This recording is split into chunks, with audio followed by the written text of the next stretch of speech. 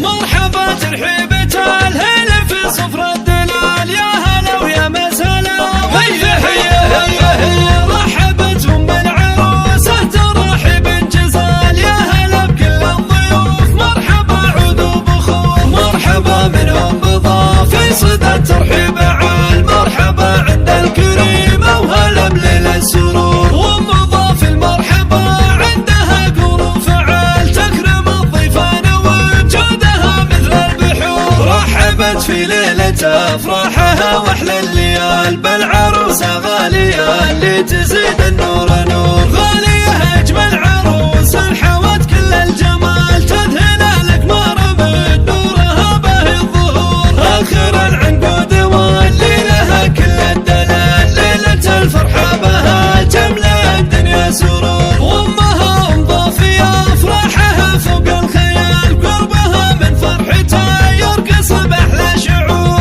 الاصيلة شيخة الطيب لا شك وجدال، بنت الاجواد الحرار ومعرة الجذور. لو يقال الطيب ما غيرها بكل المقال، ولو يقال العزة فيه وبضفيه وبضمور. بنت شيخ وشانها من اهلها عزة ينال، ومن ابوها عبد الرحمن لها راس فخور. عبد الرحمن الكفو والنعم شيخ الرجال، الاصيل الحر والاجود عالي الشبور. والدروع اخوانها من يشيلون الثقال، في المراجل والشهامة لهم صيت محفور. في بنتهم ضاف الطيب وعظيمات الخصال، الاميرات الكريمات ما في القول زور.